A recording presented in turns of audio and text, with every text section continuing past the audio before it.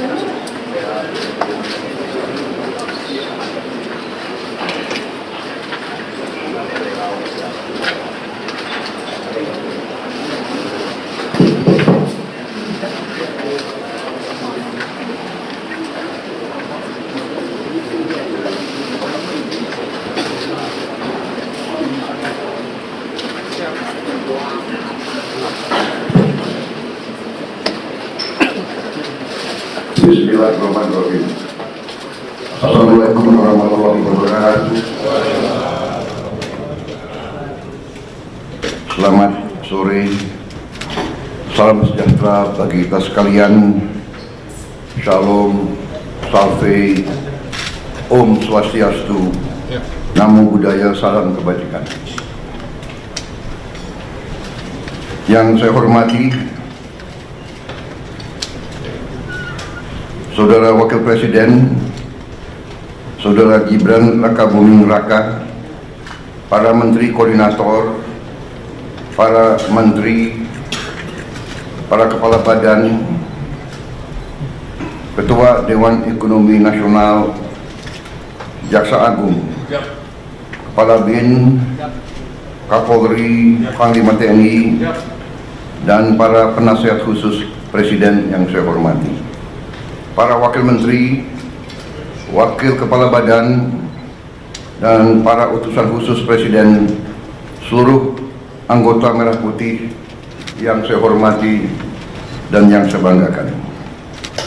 Pertama-tama tentunya sebagai insan yang bertakwa, marilah kita tidak henti-hentinya memanjatkan puji syukur kehadirat Tuhan Maha Besar, Tuhan Maha Kuasa.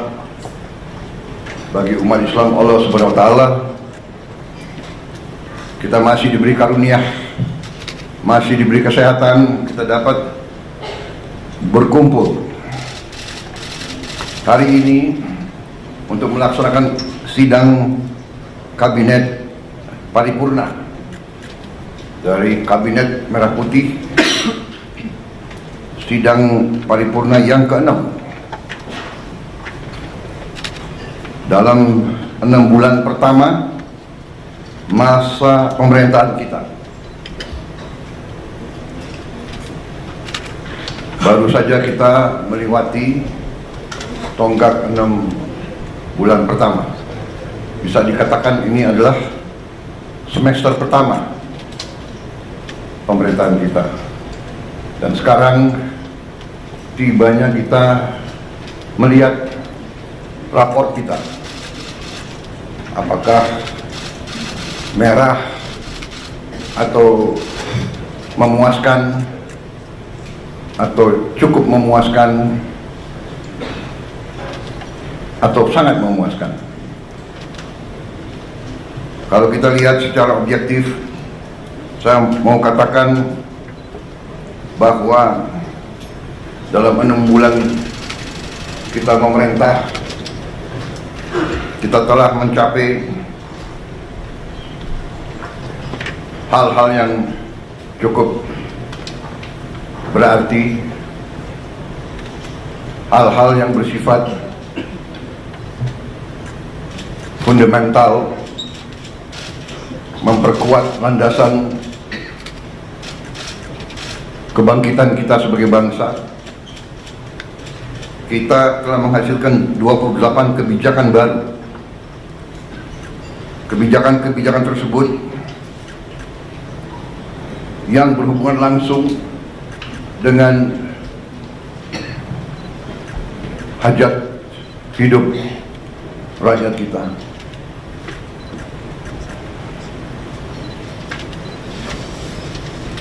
Hal-hal ini kita lakukan dalam waktu yang cukup singkat,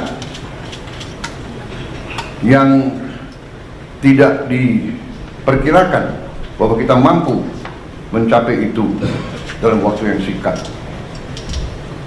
Walaupun 28 kebijakan baru, namun produk-produk untuk mencapai kebijakan-kebijakan tersebut saya hitung mungkin lebih dari 100, bahkan mendekati 200. Jadi satu kebijakan mungkin membutuhkan beberapa produk. Apakah itu Kepres, apakah itu PP, apakah itu Perpres, apakah itu Inpres, apakah itu sekedar hanya surat edaran. Tetapi inilah bagaimana kita menjalankan roda pemerintahan. Saudara-saudara sekalian, saya ingin kita secara objektif menilai diri kita. Kalau kita tidak objektif, kita bisa masuk jebakan bahwa kita menganggap diri kita sudah mampu padahal kita tidak mampu. Kita sudah melihat bahwa arah kebijakan kita benar padahal tidak benar. Saya ingatkan agar kita sadar bahwa pemerintahan sebuah republik, apalagi republik sebesar kita, republik yang mewadahi dan menaungi 280 juta manusia lebih,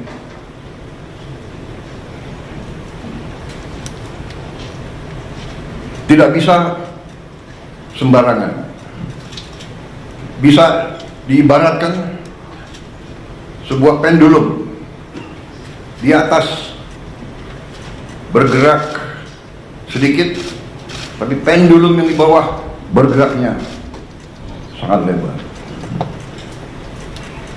Keputusan yang keliru di atas akibatnya tidak mudah bagi mereka yang paling di bawah.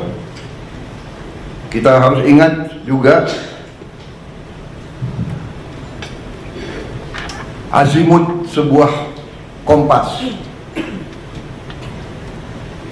Kita deviasi sedikit di awal, setelah kita berjalan beberapa ribu meter bahkan kilometer, itu deviasinya sangat besar.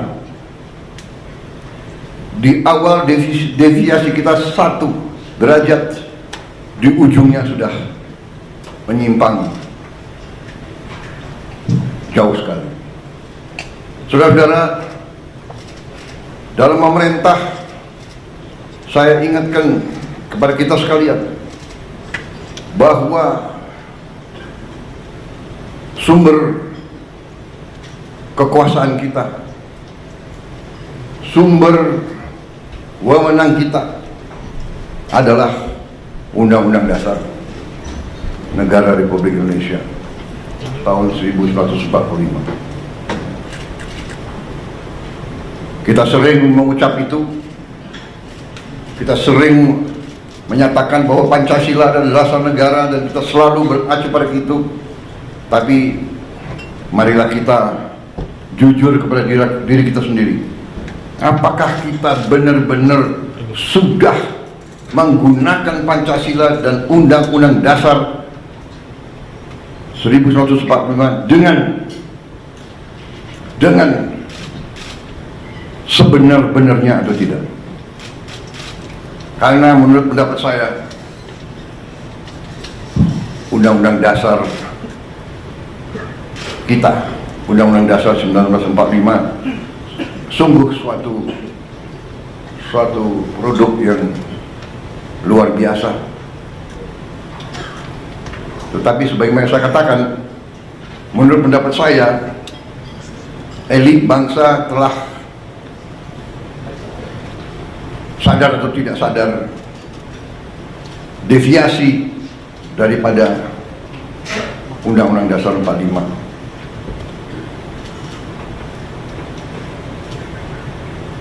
Telah deviasi dalam beberapa hal yang mendasar.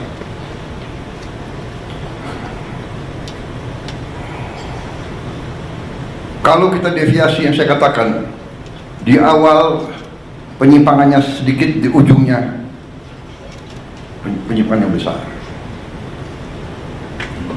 Saya ingatkan bahwa rancang bangun Undang-Undang Dasar 1945 kita luar biasa. Rancang bangun yang telah dibuat oleh pendiri bangsa kita luar biasa. Kenapa? Karena pendiri-pendiri bangsa kita mengalami penjajahan, mengalami imperialisme, mengalami penindasan, mengalami kapitalisme yang dibuat untuk menjaga bahwa rakyat kebanyakan tetap miskin. Pendiri-pendiri bangsa kita mengalami penjajahan imperialis, dua imperialis yang dialami, Barat, Belanda, dan Jepang. Sekarang kita baik, dan kita harus baik. Kita tidak mau dendam. Kita tidak dendam sama bangsa Belanda, tidak dendam. Kita tidak dendam dengan bangsa Jepang. Tapi kita pernah dijajah, pernah ditindas. Kekayaan kita diambil terus menerus.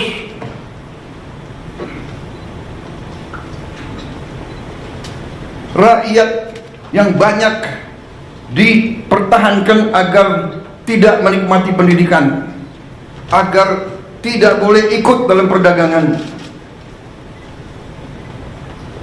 Rakyat kebanyakan suruh jadi buruh dengan upah murah, suruh jadi petani dengan penghasilan murah rendah, suruh jadi nelayan. Ini harus kita ingat, saudara-saudara. Dan alhamdulillah kabinet kita memerintah, dan kita harus berjiwa besar, kita harus objektif. Kita bisa lancar begini, kita bisa bagus begini karena transisi pemerintahan berjalan dengan lancar, dengan baik.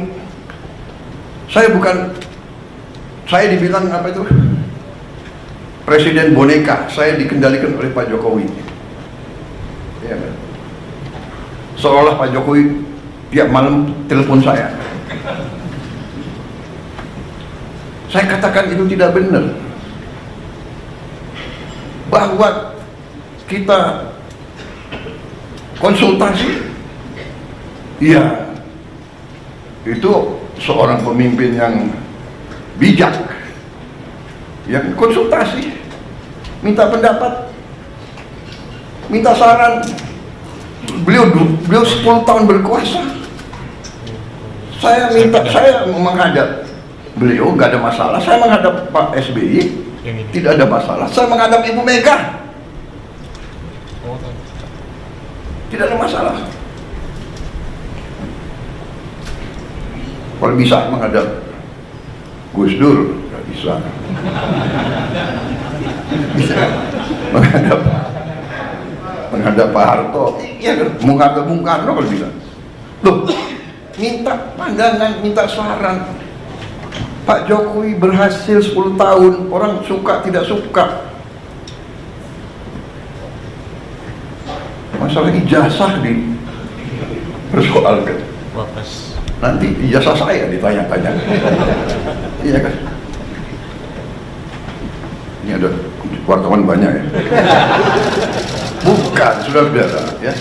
Kita ini di mana-mana saya katakan, dunia ini sedang penuh ketidakpastian. Ya. Dunia penuh dengan ketidakpastian. Kita rasakan sekarang. Kita rasakan, kita jujur, kita rasakan. Sekian puluh tahun kita menjadi the good boy. Ya kan? Ada negara yang besar, negara yang kuat. Bilang ke kiri, ya monggo. Bilang ke kanan, monggo. Kita ikut World Bank, kita ikut IMF, kita ikut, ya kan? Tapi globalisasi, ya kita ikut. Tapi sekarang yang meninggalkan sistem yang mereka bangun, mereka sendiri. Free trade, monggo. Kita bingung jadinya. Yang dibilang Menteri Keuangan sedang di luar negeri ya. Sekarang ekonom-ekonom yang belajar sekian puluh tahun sekarang harus belajar lagi, Prof. Iya kan? Udah harus belajar lagi. Dan memang kita perlu belajar lagi. Tapi kalau saya kita punya Undang-Undang Dasar 45 yang merancang itu, yang membentuk itu, mereka yang melihat dan merasakan, oh, imperialisme kayak begini, penjajahan kayak begini. Mengalami Belanda, Jepang, mengalami pergolakan 28 tahun kita merdeka, 28 tahun kita merdeka, tidak pernah berhenti dari campur tangan asing. Peristiwa Madiun seolah itu komunis, ternyata yang membawa Musso, Semaun semua itu adalah Belanda, difasilitasi oleh Belanda. Belanda kuasai Batavia, semua lapangan terbang dikuasai. Bagaimana dia bisa sampai Madiun? Terus DITII, dokumen keluar, Belanda, bahkan bukan DITII, Snoek Hogronya juga Sandi Yuda, intelnya Belanda. Saudara-saudara, ini saya sampaikan terus karena kembali kita punya kekuatan Undang-Undang Dasar 45, khususnya di bidang ekonomi adalah pasal 33. Kalau disimak, setiap negara yang sedang bangkit punya semacam pasal 33. Jadi saudara-saudara, 6 bulan yang kita telah kerjakan, ternyata menurut saya kita boleh bangga dengan prestasi kita. Dan untuk itu saya ingin mengatakan bahwa sungguh-sungguh saya apresiasi, saya terima kasih kepada semua menteri, wakil menteri, kepala badan, wakil kepala badan dalam tim kita, dalam kabinet merah putih. Saya merasa kita bisa mencapai ini karena kerjasama yang baik di antara kita. Saya merasakan teamwork. Dalam 6 bulan kita kabinet paripurna hanya 6 kali. Ratas-ratas juga tidak terlalu sering. Saya paham sebagian dari Anda mungkin ketemu saya tidak sering yang kita inginkan, tetapi hasil kita, hasil diskusi kita, hasil keputusan kita terwujud, terlaksana, dan dirasakan oleh rakyat Indonesia. Saudara-saudara, apa yang ingin saya sampaikan? Mari kita lihat dengan tolok ukur yang objektif, yang jelas. Salah satu tonggak pemerintahan di setiap negara adalah mampu atau tidak kita menjaga inflasi.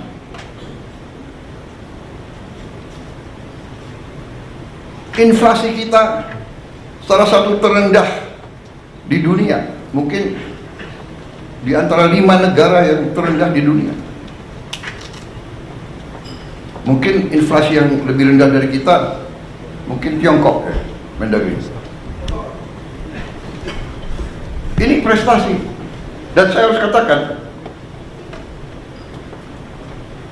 jujur, ini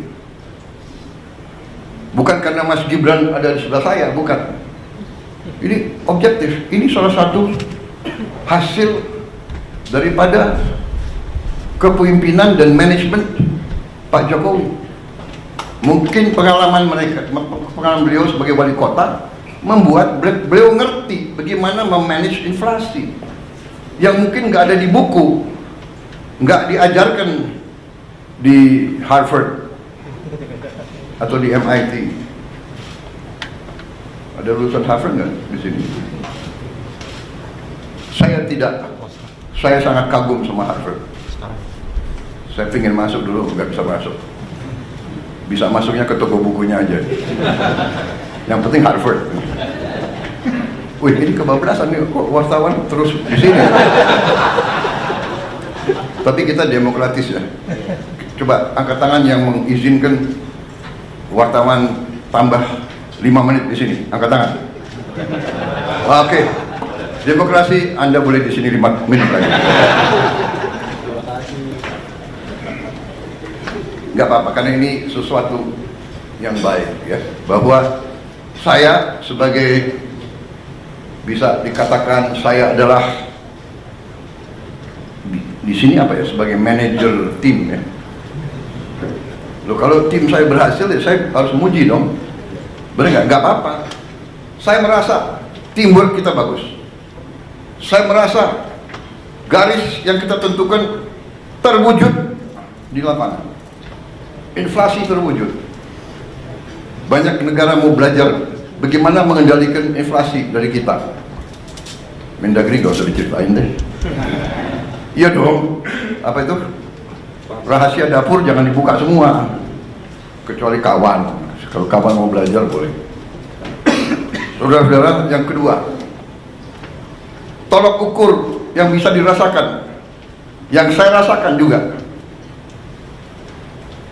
Saya rasakan karena saya sudah lama jadi orang Indonesia. Dan saya waktu anak kecil, orang tua saya Menteri Perdagangan. Jadi saya lihat bagaimana setiap lebaran, setiap akhir tahun, orang tua saya tegang. Pak Mitro hitung, kumpulin setiap item, dicek. Sampai Pak Mitro pernah di Tanjung Priok, di dermaga nungguin kapal. Pemerintah waktu itu mau intervensi karena krisis pangan, harga-harga juga menjulang, sehingga pemerintah intervensi, pemerintah bertindak, menjamin di hari-hari kritis bahan-bahan tersedia. Dan sekarang pemerintah yang saya pimpin, saudara-saudara, berhasil menjaga stabilitas harga pangan di saat-saat yang selalu harga pangan kurang bisa dikendalikan. Akhir tahun, Natal, akhir tahun, dan Lebaran. Alhamdulillah, akhir tahun, Natal, dan Lebaran tahun ini, di masa pemerintahan kita, harga-harga aman, stok pangan tersedia.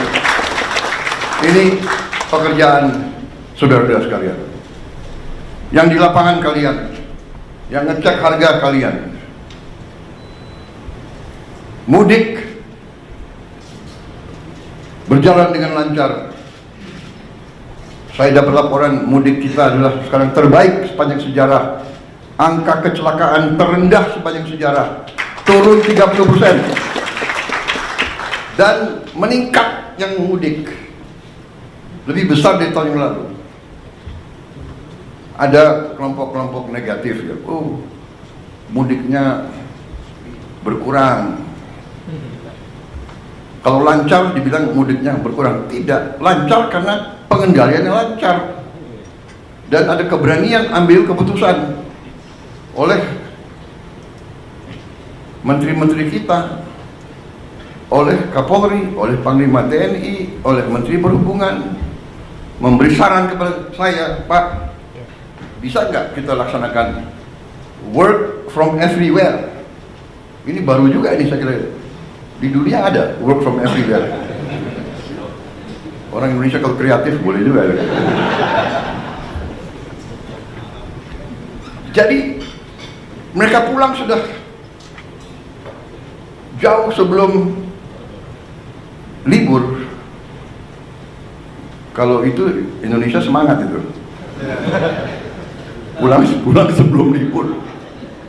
Tapi ini ya, ini keberanian ambil keputusan. Misalnya, oke, saya ambil tanggung jawab, silakan. Jadi ini tolok ukur tonggak yang bisa dirasakan. Belum lagi masalah-masalah sekian puluh tahun yang lalu, hutang orang kecil yang sebenarnya sudah dihapus oleh bank-bank masih dituntut.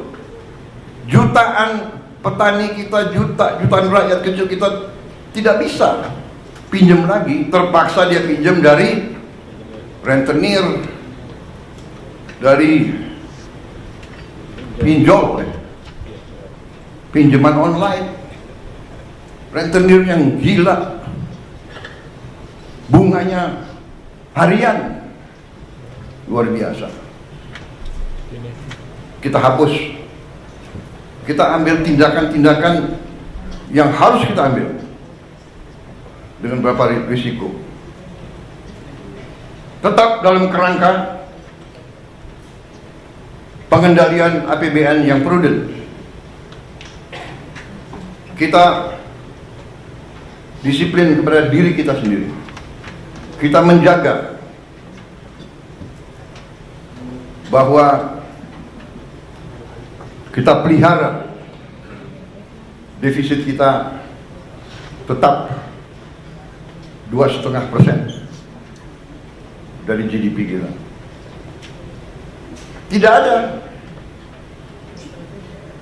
Tidak ada kewajiban. Uni Eropa saja yang lahir dengan angka tersebut dalam perjanjian Maastricht, ya. Tahun berapa itu? Maastricht, Pak Anggito, 2090-an. Maastricht Treaty mematok defisit anggaran untuk anggota-anggota Uni Eropa di 3%. Kita karena ingin menjadi nice boy, kita ikut Maastricht Treaty. Untuk kita tidak akan punya defisit lebih dari 3%. Padahal saudara-saudara, Jerman, Prancis, Itali, mereka sudah jauh di atas 3%. Mereka melanggar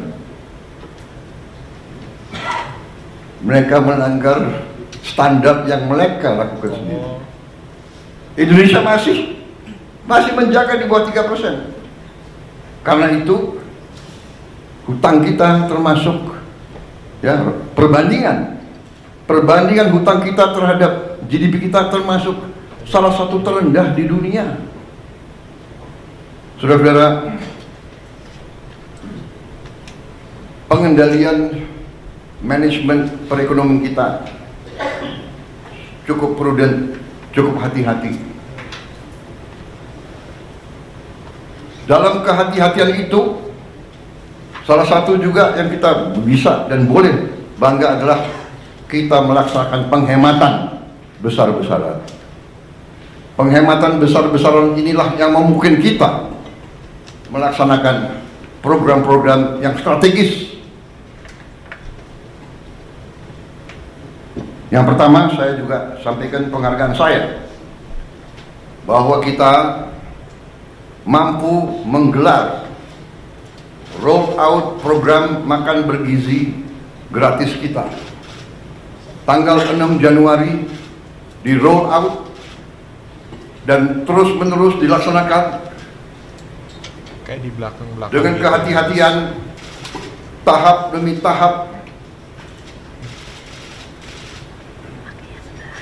sampai hari ini saya dapat laporan barusan sudah lebih dari 1.000 titik.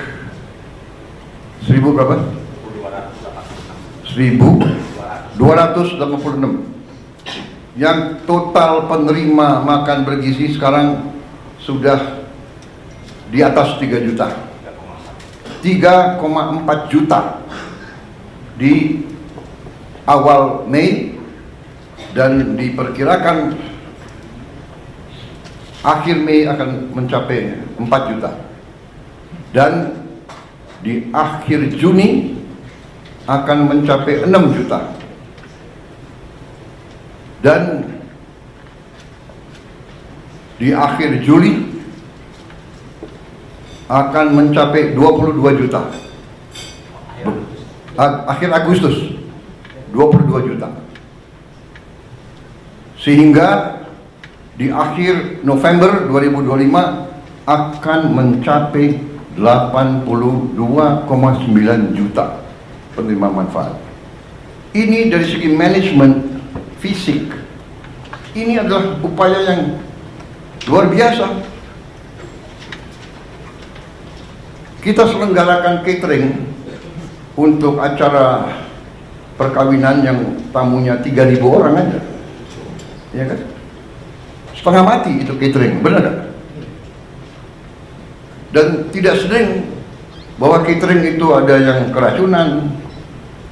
Makan biasanya catering itu kalau di kawinan catering makannya ya begitu-begitu aja kan. Sudah mahal, ya kan? Saudara-saudara, hari ini memang ada yang keracunan. Yang keracunan sampai hari ini dari 3, sekian juta, kalau tidak salah di bawah 200 orang. Yang nginep, yang rawat nginep hanya 5 orang. Jadi bisa dikatakan yang keracunan atau yang nggak perutnya nggak enak sejumlah 200 orang itu 200 dari 3, sekian juta, kalau tidak salah adalah 0,005.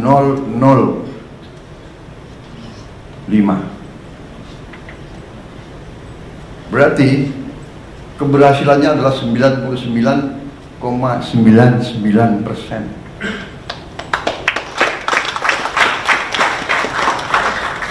Di mana ada usaha, ya, usaha manusia, di mana di bidang pekerjaan apapun, kalau 9,99% keberhasilan, oke dong. Walaupun kita tidak boleh cepat puas, Pak Dadan, ya. Kita harus lihat nanti Desember 2025. Tapi saya hargai karena Kepala Badan BGN dan seluruh jajarannya mengatakan, Pak, sasaran kita adalah zero penyimpangan, zero kesalahan. Dan kita mengerti, tidak gampang. Di dapur itu yang bekerja 50 orang, satu dapur yang bekerja 50 orang, ya kan? Yang saya sidak bagus, pakai tutup kepala, sarung tangan, baju kayak apa itu? APD. Singkatan APD yang untuk COVID dulu loh. Alat pelindung diri, Pak. Alat pelindung diri. Ada. Harus buka sepatu. Presiden disuruh buka sepatu. Saya patuh. Presiden buka sepatu. Ada pas pampres yang nggak buka sepatu.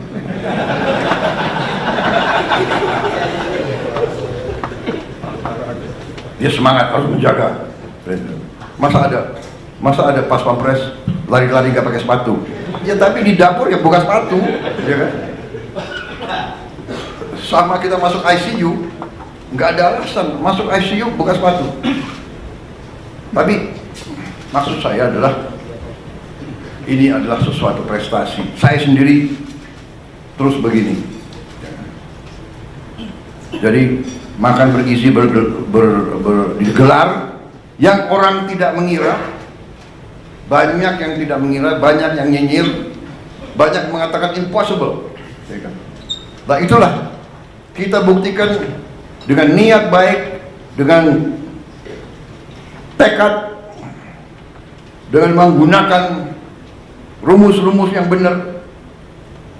Pemerintahan itu matematik kok. Kalau niat baik, rumus benar, pelaksanaannya bertekad yang baik, insya Allah akan mencapai sasaran. Tapi kalau kita punya niat yang tidak baik, pemimpin sudah datang niat untuk cari kekayaan dirinya, kekayaan kelompoknya, kekayaan partainya, nah ini pasti menyimpang.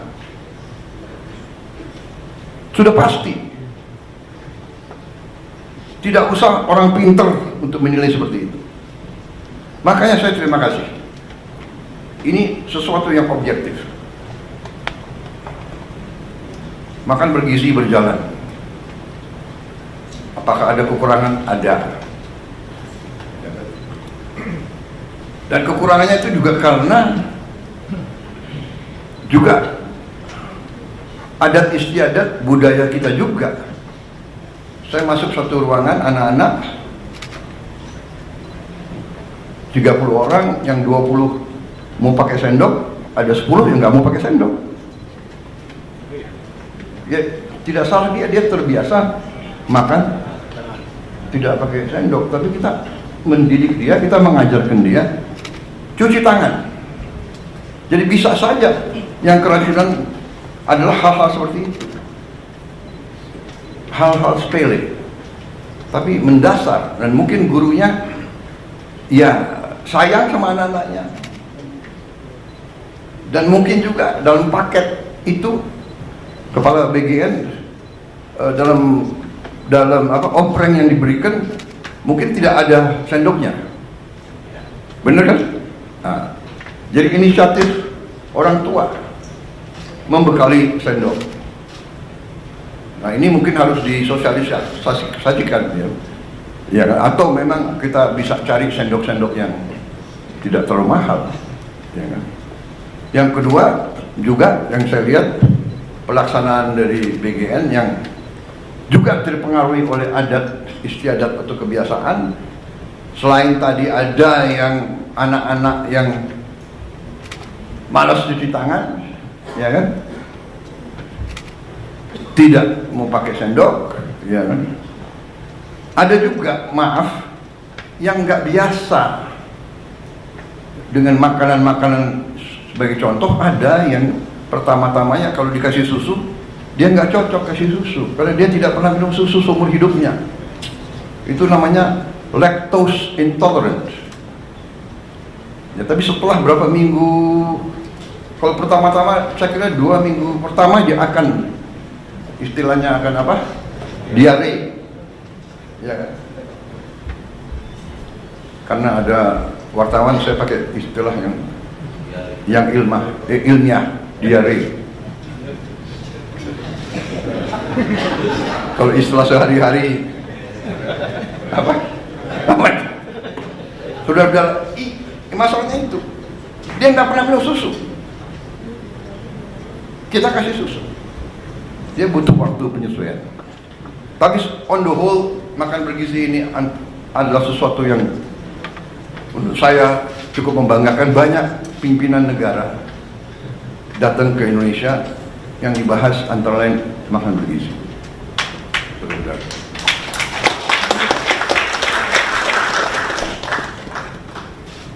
Tanggal 7 yaitu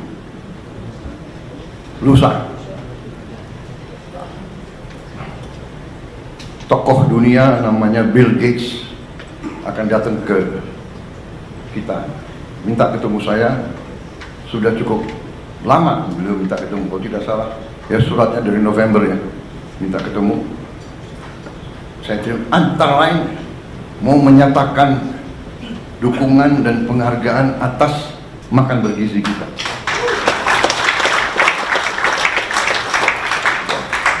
Saya merasa sangat besar hati, tapi saya merasa jangan muji kita, kita belum berhasil. Kita berhasil insya Allah Desember 2025. Kalau kita buktikan bahwa kita bisa menyelenggarakan 80, kita bisa antar makanan tiap hari ke 82,9 juta rakyat kita dalam keadaan bersih, keadaan aman, keadaan bergizi. Pada saat itulah boleh kita terima ucapan selamat. Tapi karena beliau mau datang, beliau saya dengar mau menyatakan solidaritas sama kita, bahkan beliau mau bantu kita. Saya tidak tahu bentuknya apa, hanya saya katakan bahwa kita diberi bantuan, tidak diberi bantuan, diberi penghargaan, tidak diberi penghargaan, kita laksanakan ini karena kita yakin bahwa ini benar dan ini adalah suatu investasi di anak-anak kita, dan bahwa kita harus mengurangi kemiskinan di rakyat kita. Saya sering terharu. Saya dapat laporan dari Menteri Sosial, baru datang dari Jawa Tengah. Beliau cerita, karena kita juga dalam waktu dekat akan buka minimal 100 sekolah berasrama yang dialamatkan untuk saudara-saudara kita, rakyat kita yang berada dalam kelompok ekonomi yang paling rendah, desil 1 dan desil 2.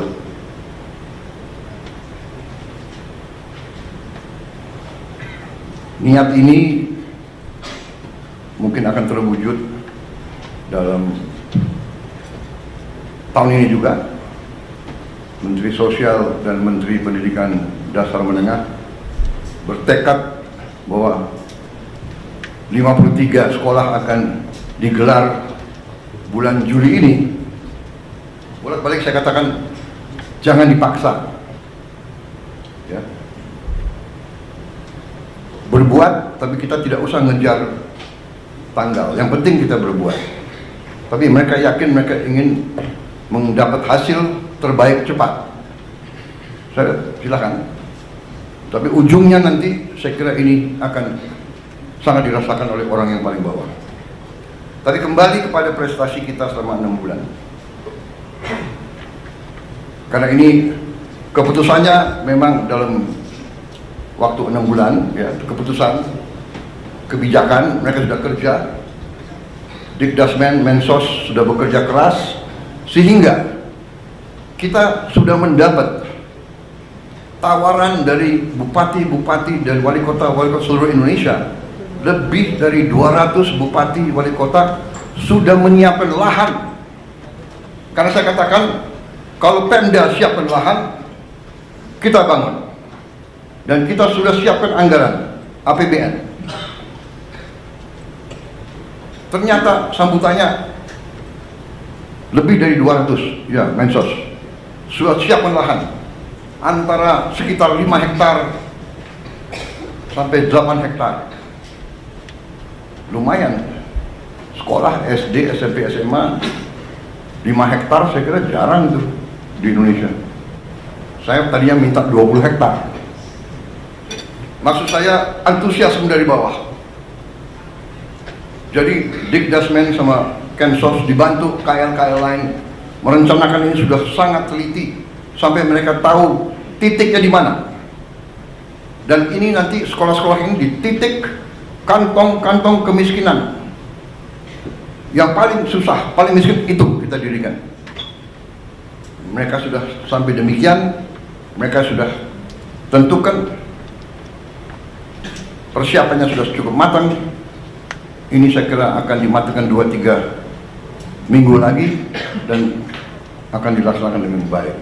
Dan kita sudah merancang biaya pembangunan kampus tersebut yang cukup, menurut saya, hemat tapi bagus. Kemudian saudara-saudara, salah satu prestasi kita yang dirasakan, yang real dan tidak bisa dibuat-buat adalah bahwa produksi beras dan jagung kita, saya dapat laporan sekarang sangat berhasil, bahkan dibandingkan dengan tahun-tahun terdahulu produksi kita cukup bisa dikatakan tertinggi. Saya dari Sumatera Selatan,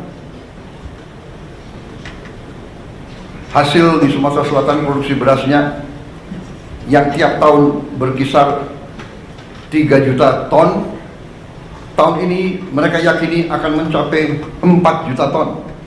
Artinya apa? Peningkatan 25%. Saya kira di seluruh dunia ini salah satu prestasi. Dan kita harus mengakui kalau kita berbuat baik, jangan kita rendah diri. Ini prestasi kita. Kemudian serapan pemerintah, yaitu jumlah tonase beras yang sekarang berada di tangan pemerintah, saya dapat laporan adalah tertinggi sepanjang sejarah NKRI.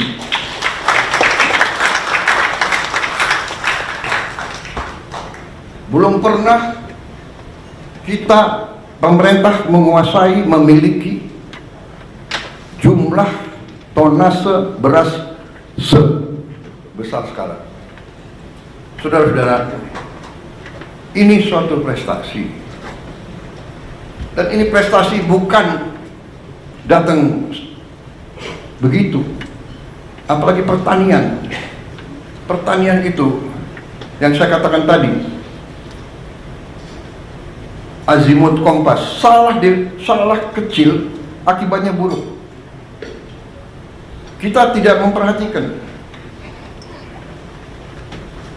cuaca, El Nino, kekeringan, La Nina. Kita tidak perhatikan krisis pangan. Tapi alhamdulillah pejabat-pejabat kita mengerti, mampu. Saya suka muji-muji, tidak, tapi saya ya namanya kepala sekolah, kalau ada, iya kan, ada yang berprestasi, saya harus kasih tahu itu prestasi, benar nggak? Jadi dalam hal ini saya lihat tim pangan, Menteri Pertanian dan timnya, Menko, semua fokus. Untung aja Menteri Pertanian ada di Jakarta hari ini, hadir. Biasanya saya cari, nggak ada. Di mana?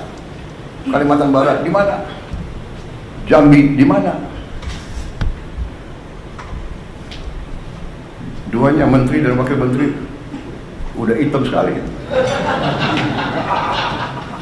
Berarti ini menteri dan wakil menteri mana benar-benar bekerja.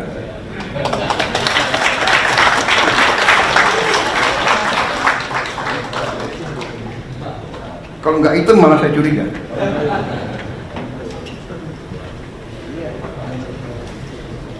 Akhirnya Pak Natalius Pigai pengen jadi Menteri Pertanian. Iya, nggak usah. Dia di ruang AC aja masih.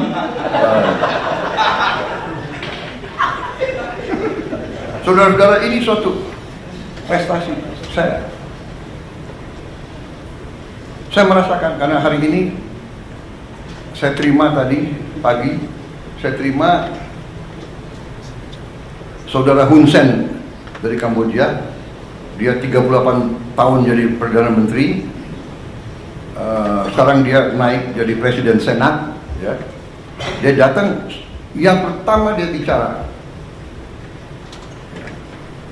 karena tadi yang jemput beliau adalah Menteri Dalam Negeri, ya. Yang pertama disampaikan adalah kami perhatikan bahwa prestasi Indonesia luar biasa. Produksi berasnya sangat naik sampai berlimpah.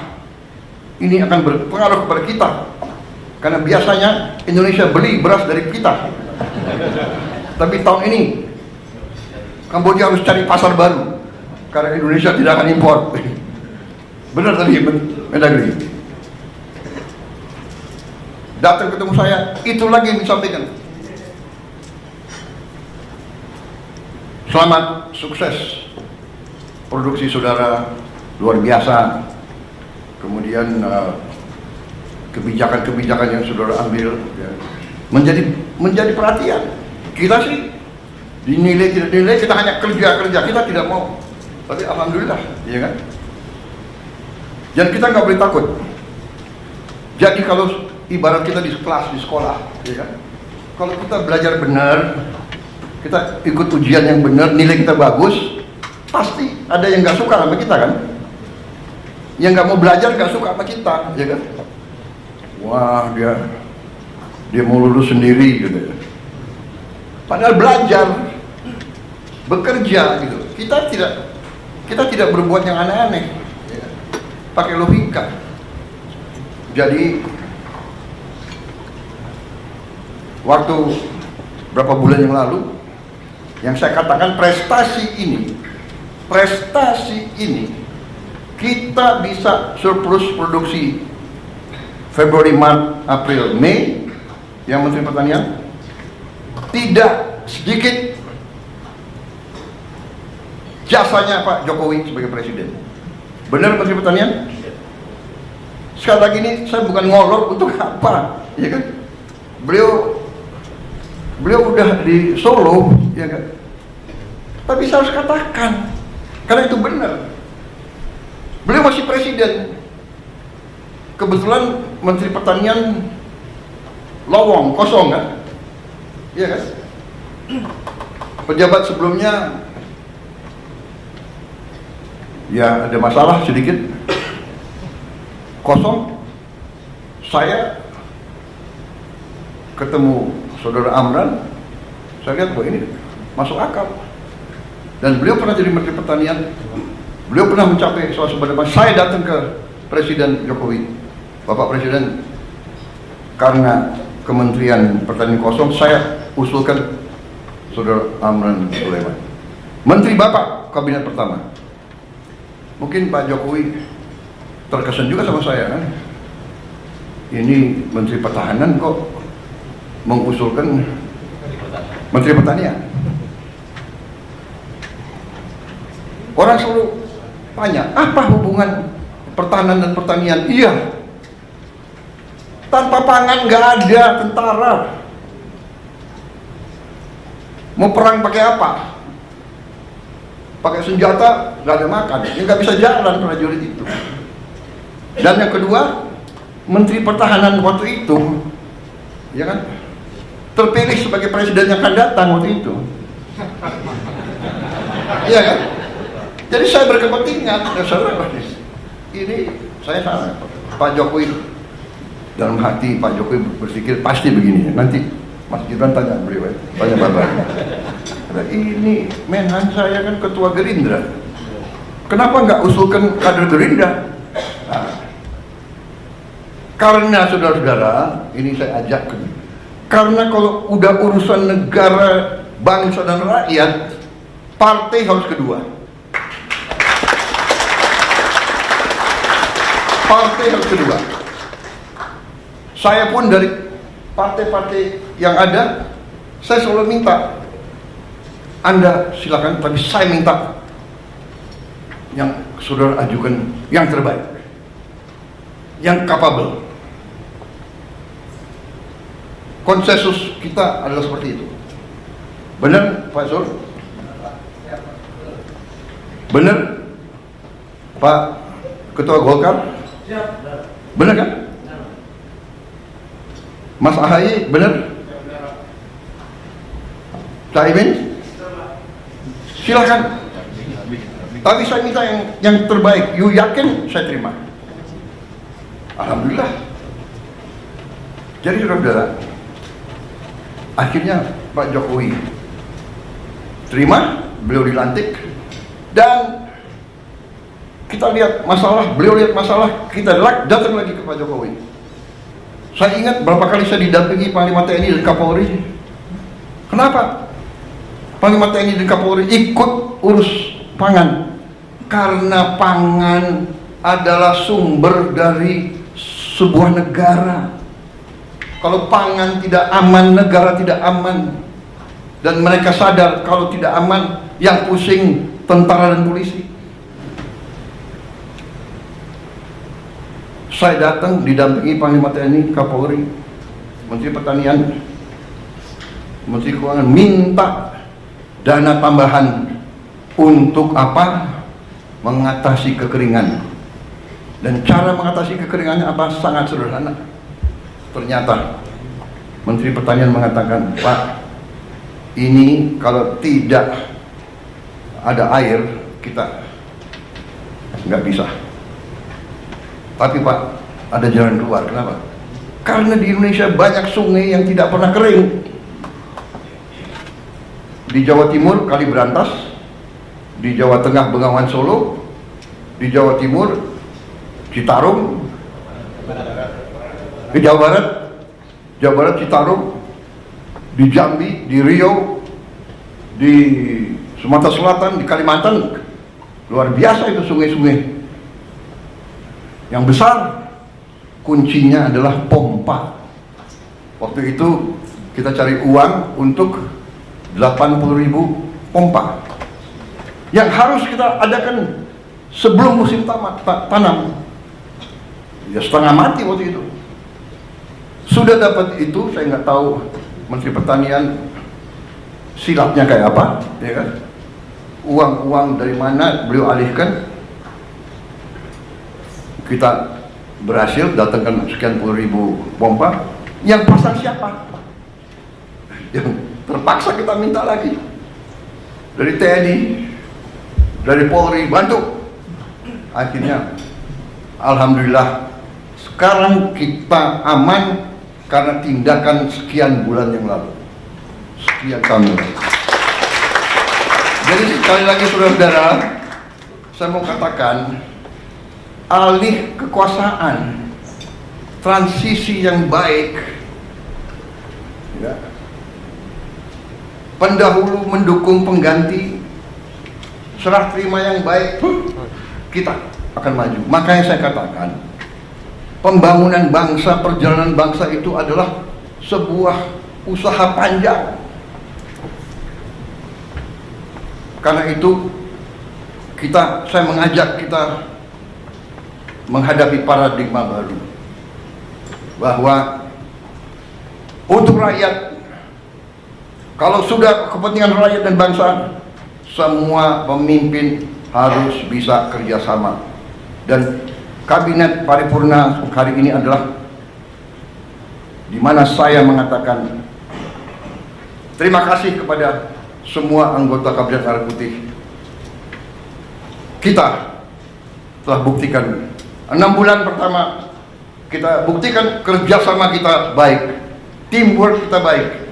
Di sana sini ada keseleo, wajar. Ada khilaf, wajar. Karena kita ada menteri-menteri yang sudah senior, sudah lama pengalaman. Ada yang baru, ya kan? Ya kan, baru menjabat. Saya aja baru menjabat berapa hari presiden, salah jalan di Istana Merdeka. Bener, cari WC, di mana WC? Wajar. Jadi kita sudahlah, saya ya kan ada mungkin juru bicara saya keseleo. Ya namanya manusia, dia juga baru menjabat, benar nggak? Iya kan? Kalau yang senior salah bicara, salah. Ya. Erlangga salah bicara, nggak bisa. Bener nggak? Ini yang baru-baru ini, bener nggak? Natalius Pigai, ya semua maklum lah. Pak Natalius Pigai itu sekarang pakai sepatu, pakai kaos kaki. Ini nanti dicek loh, anggota kabinet yang nggak pakai kaos kaki ini. Gus Ipul. Saya kenal beliau tuh. Dulu nggak pakai kaos kaki. Jadi saudara, ya apa yang kita mencapai ini bukan hal-hal kecil. Saya kira buruh mengatakan bahwa sekarang hampir semua kesulitan mereka, pemerintah sekarang akan membela dan memperjuangkan hak-hak buruh.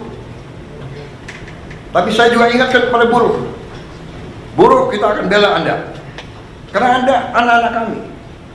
Tapi ingat, kita juga harus mengerti kepentingan para pengusaha, karena para pengusaha itu yang punya pabrik-pabrik. Kalau mereka merasa susah, mereka bisa angkat kaki dari sini. Jadi kita sekali lagi, Indonesia Incorporated, kerukunan. Bahkan dari mereka, pemimpin buruh yang Pak, kalau bisa Bapak kumpulkan Pak 150 dari kami, tolong kumpulkan 150 tokoh-tokoh pengusaha. Ini permintaan mereka. Bapak kumpulkan di istana mana, mari kita bahas kesulitan kami langsung pada pengusaha, dan kita cari jalan-jalan yang baik.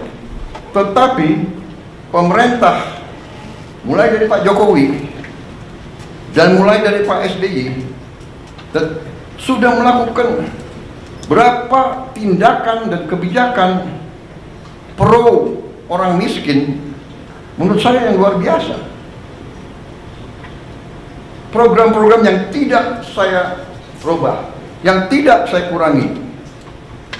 Ya, di sini ada wakil dari Kementerian Keuangan, ada 2 wamen, Menteri Sosial, ya. Total uang di anggaran kita yang untuk membantu rakyat miskin, rakyat susah dalam segala bidang, lebih dari 500 triliun. Benar? Benar, wamen.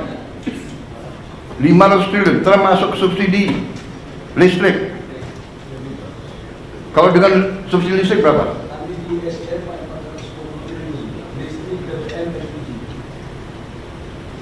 Di Kemsos 500.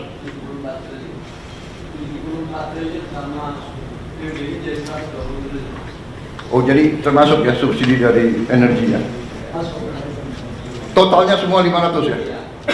500 triliun. Dan saya tidak rubah, dan ini kebijakan pemerintah sebelum saya. Ini adalah, we are a real welfare state. Jadi saya juga katakan kepada para pengusaha, upah saudara bisa relatif masih, upah yang kau kasih ke pekerja relatif bisa dikatakan rendah dibandingkan tetangga-tetangga kita, karena pemerintah memberi bantuan tunai langsung, ya, ada keluarga harapan, transfer langsung dan sebagainya. Totalitasnya 500 triliun, 30 miliar dolar lebih.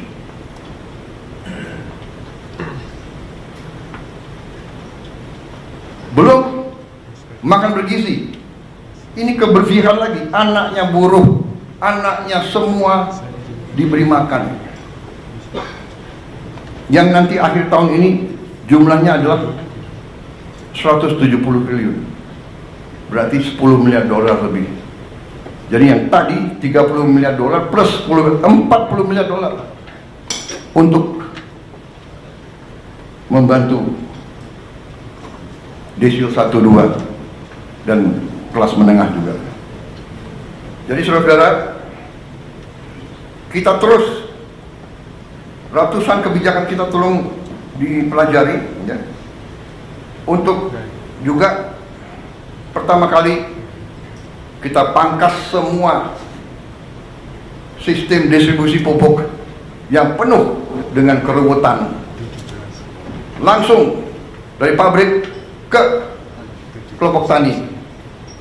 Kita meninggal, ratusan kebijakan kita tolong dipelajari, ya, untuk juga pertama kali kita pangkas semua sistem distribusi pupuk yang penuh dengan keruwetan, langsung dari pabrik ke kelompok tani. Kita meninggalkan 144 peraturan, tidak ada lagi perlu izin gubernur bupati. Ini yang diminta petani, ini yang mereka dapatkan. Kita sederhanakan, produksi naik. Juga mereka menyampaikan terima kasih. Lebih dari 100 juta petani merasakan penghasilan mereka naik karena kita tegakkan harga dasar gabah kering panen. Dan kita wajibkan penggiling-penggiling padi. Dan saya memberi peringatan, penggiling-penggiling padi yang bandel, yang beli setelah panen, yang beli dengan harga serendah-rendahnya, kita cabut izin usahanya. Saya tidak main-main, karena di tangan saya adalah Undang-Undang Dasar 1945 pasal 33 yang memberi saya wewenang sumber-sumber produksi yang menguasai hajat hidup orang banyak dikuasai oleh negara dan dipergunakan sebesar-besarnya untuk kemampuan rakyat, dan saya tidak akan ragu-ragu menggunakan itu. Saya tanya hakim-hakim agung, ini bagaimana interpretasinya? Tidak usah diinterpretasi, Pak, itu sudah jelas. Apakah penggiling padi menguasai hajat hidup orang banyak? Menguasai. Jadi dia harus ikut. Anda boleh untung, tapi jangan untung sebesar-besarnya di atas penderitaan petani. Tidak bisa. Silakan pilih. Anda mau operasi atau Anda kita tutup. Polis lain. Saudara-saudara, dahsyat itu pasal 33. Kita Indonesia Incorporated, pengusaha harus untung. Tapi jangan mau untung sebesar-besarnya di atas penderitaan rakyat. Tidak. You untung, boleh, rakyat juga harus untung, petani harus untung. Dan ini dilaksanakan di banyak negara. Saya bukan orang pinter. Kalau perlu saya nyontek orang pinter. Tapi bukan di sekolah. Best practice, boleh kita copy. India sudah melaksanakan ini sudah puluhan tahun. Alhamdulillah, dengan ketegasan kita, petani merasakan. Mereka mengatakan belum pernah menerima penghasilan setinggi ini musim panen yang kemarin. Jadi ini terus, ya. Saya dapat laporan stok beras tadi sudah saya katakan tertinggi selama 57 tahun terakhir. Saudara-saudara, ini semua sudah kita capai. Salah satu prestasi kita adalah, ini wartawan kok lebih dari 5 menit ya. Demokrasi, bagaimana? Boleh terus atau tidak? Terus. Boleh. Nanti kalau bagian saya marah-marahin menteri, nah kalian keluar. Ini kalau muji-muji boleh di sini ya. Jadi saya sekarang ini harus cari-cari kesalahan menteri-menteri saya aja.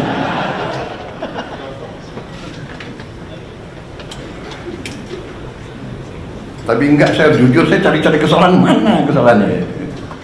Saya lihat saudara bekerja dengan baik kok, ya kan? Ya bagaimana? Saya ibarat saya kepala sekolah, murid saya berprestasi, ya gimana dong, ya kan? Yang nakal-nakal tegur, ya kan? Saudara, salah satu prestasi yang perlu kita catat adalah kita berhasil membentuk suatu dana investasi, konsolidasi aset-aset kita, dan antara Daya Anagata Nusantara yang berhasil kita lakukan dalam 4 bulan pemerintahan kita. Kalau tidak salah, bulan Februari 24. Benar ya? Februari 24 kita sudah hitung tanggalnya. Harinya hari Kamis atau tidak ya? Pokoknya 24 Februari 2025. 2 tambah 4 6, ya kan? Bulan 2 6 tambah 2 8. Ke 2025 adalah 9 ya? 8 tambah 9 17. 1 tambah 7 8. Berarti itu tanggal baik dan antara berhasil.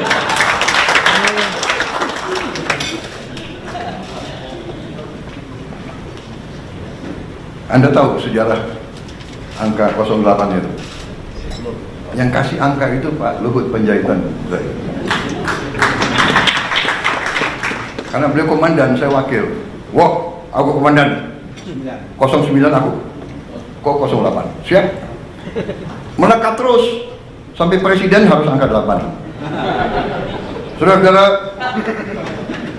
Danantara ini sesuatu yang luar biasa, yang kita tidak sadari bahwa kita begitu kaya. Setelah kita konsolidasi, kita kaget bahwa aset kita, aset under management kita adalah 982 miliar US dollar. Tapi kita konservatif, kita mengatakan ya sekitar 900 lah, ya kan? Dan kita katakan ini aset under management. Ya. Ada yang mengatakan ini dan itu, ya, ada TBK saham, tapi kita manage itu. That's what we are saying. Tahu-tahu kita baru sadar ada aset lagi. Saudara-saudara, Senayan itu, kompleks GBK Senayan, itu nilainya, saya diberitahu oleh para pengusaha, nilainya adalah 25 miliar dolar 10 tahun yang lalu. Jadi sekarang mungkin nilainya naik. Pak Rosan, mungkin apa? 30 miliar? 30 ada. Berarti kalau 982 tambah 30, kita sudah tembus 1 triliun US dollar. Yang terus terang aja, banyak pemimpin kita tidak mengerti. Nah ini kadang-kadang pandainya beberapa birokrat kita, aset disembunyikan. Saya minta menteri-menteri kaji, menteri-menteri yang punya aset banyak, ini aset disembunyikan, nggak tahu nanti lama-lama udah ganti 3 kali menteri, 4 kali menteri, 3 kali presiden, bisa diapakan. Banyak aset negara itu hilang, nggak jelas. Saudara-saudara, negara-negara yang kuat, tanah itu pasal 33, bumi dan air dan semua kekayaan yang terkandung di dalamnya dikuasai negara. Selama sekian puluh tahun, Senayan nggak jelas. Yang ini dikuasai ini, yang itu dikuasai itu, ya kan? Kemudian kita lupa, selain Senayan adalah sekitar 200 hektar, kurang lebih ya, Menteri BUMN, benar, Mensesnek. Ternyata ada lagi, Kemayoran itu 400 hektar lebih. Mensesnek, kok ketawa-ketawa lagi? 400 hektar lebih, berarti ya mungkin 40 miliar dolar itu, ya kan? Nanti itu pun akan kita serahkan dikelola oleh Danantara. Berarti sudah mungkin 1040 triliun. Belum lagi kita cek aset-aset yang ada di seluruh Indonesia. Pak Nusron ada? Nanti saudara teliti ya. Luar biasa kaya kita. Cek semua konsesi-konsesi HGO, HGB yang sudah jatuh tempo.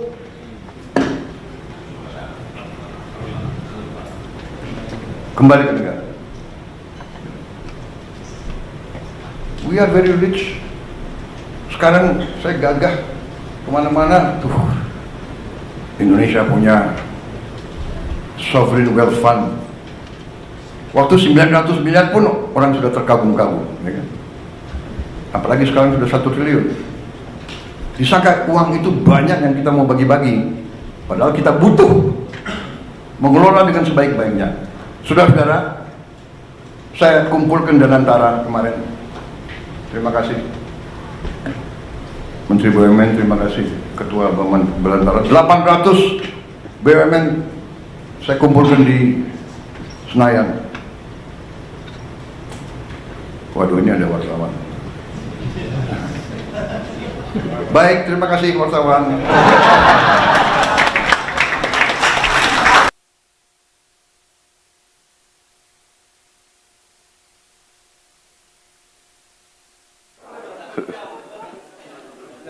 Untung saya ingat. Wah, kalau kita muji-muji, oh iya, belum keluar.